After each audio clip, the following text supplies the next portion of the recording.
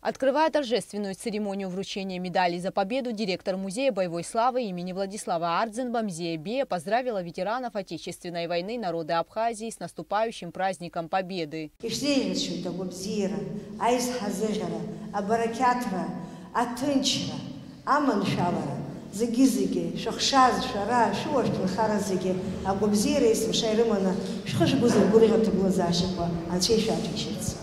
Медалями за победу были награждены 8 ветеранов Отечественной войны народа Абхазии. Саку Буюкляну было 27 лет, когда началась война. Не раздумывая, молодой человек встал на защиту Родины и вместе с добровольцами воевал на восточной линии фронта.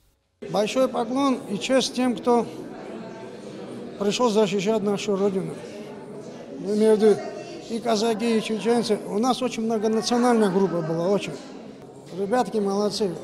Медалью за победу была награждена и сотрудница Музея боевой славы Наталья Аршба, которая также принимала участие в Отечественной войне народа Абхазии.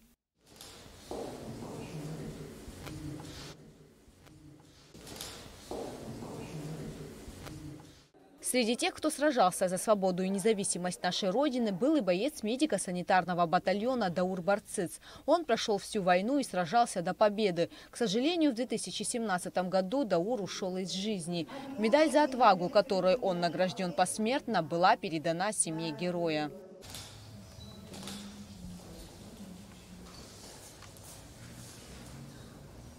Медалями за победу были также награждены Зураб Аршба, Руслан Аршба, Олег Гамгия, Тимур Логуа, Вахтанг Харчилава и Ибрагим Чкадуа. Кугут Савардания, Алексея Гухава, Абхазское телевидение.